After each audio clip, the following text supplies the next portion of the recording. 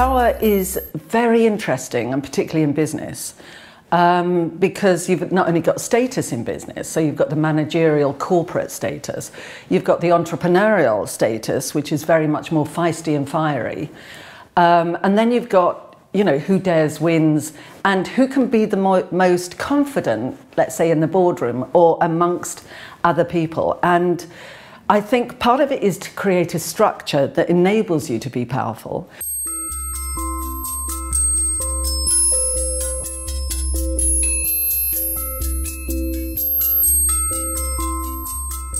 I think a lot of people from working class backgrounds have, is that, you know, I see that when I went to uni and you saw middle class people, particularly those who went to public school, a lot of them have a sense of self-entitlement. So they assume that doors will be open to them and they assume people will be yes.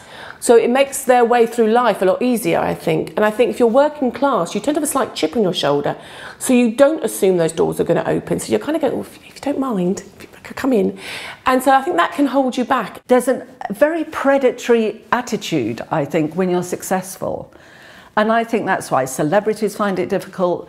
You know, a lot of comedians find it difficult.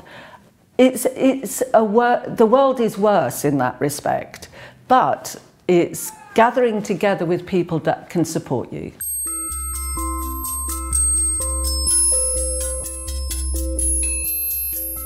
I did go on a mini tour with a comic, and he said that I was the only person he knew that suffered from chronic high self-esteem. And because I have high self-esteem, I didn't actually realise it was an insult. I thought it was a compliment. I was like, thank you very much. Which tended to make the matter worse. But I think you do when you get older, you do get more confident. And I think as a young girl, as a young woman, I didn't have that, and I wish I did. I always, if I'm basically afraid of something or just, yeah, a challenge that's come up, I just remember really who I am, what am I doing here, why is it that this is important to me, and I really just basically work through it. I would say to my younger self constantly and repeatedly at every single age, stop caring so much. Stop trying to do things for other people. Stop trying to make other people happy and find a way to actually listen to your authentic self and what really works for you. And then, because other people project their own limitations on you sometimes, you know, sometimes because they care and they're trying to keep you protected, but sometimes they project those limitations perhaps because they're jealous.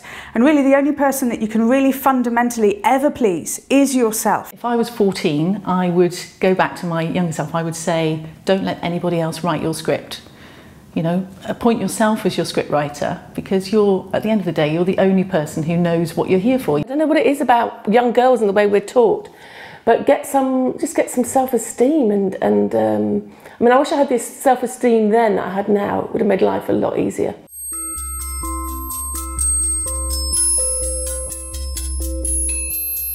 If you have a secondary agenda, which is actually this is my soul's purpose, which I know is a bit trite to say, because everybody goes, well, what is that? But if you believe that you can help do something in this world, or you've got a purpose here yourself on a spiritual level, it really helps you overcome those elements that are really dark and difficult in our lives.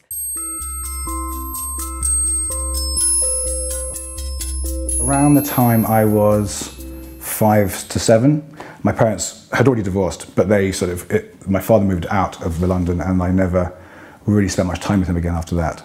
And that's the beginning of a lot of my sort of traumatic experience. Started around then. Started getting bullied a lot and quite badly at school for about 10 years. So I go back and say what I say to my kids every night when I give them a kiss to good night. I would say something like, you are a unique, loved child of the universe. You are welcome. In fact, you've been invited here. This is your life and your world, and everything you need is within you. Oh, my biggest limiting belief, I think, is I'm in control. I think a lot of us share that one. We all like to think we're in control, and it makes life really quite difficult. So by surrendering that one, I made some big leaps and bounds in my life, and it just seemed to ease the flow by saying, okay, I give up. I'd got to the end of a very tricky time in my life. I'd had a business partner that had sort of walked away with half of my business and chose not to go into the thoughts of regret and revenge or anger or frustration. I must admit I did that for a day, and then I let that pass and decided that I was going to put that energy into creating something better. I definitely believe more in self-belief than confidence, because when you have self-belief you have faith in yourself, and that's what drives you through when life gets difficult. If you don't have faith in yourself, who else is going to have faith in you? Never let anybody else handle your money. Learn how to invest your own money, because if I look back, it has cost us dearly handing money to other people. So I think it's a life skill. There are certain life skills, and one really important life skill is learn how to invest your own money. Don't hand it to somebody else. Biggest event that changed my life, I have to say it wasn't a terribly positive one. It was the loss of both my parents. First I lost my dad when I was 23, and then 4 years ago lost my mum, which kind of puts me in a slightly odd position, I think, although maybe people can relate to it, some people, of having no blood relative alive. And that changed my life, but probably not in the way that people would necessarily think. It changed my life in that I realised that actually the source of my well-being really wasn't anywhere other than right there in me. It properly brought it home to me that, you know, the world can be going to hell and falling apart, and all the things that, you know, for your entire life have been touchstones, and the things that you would rely on and check in with and nurture can all be disappearing, can all be taken away, and you can still be okay.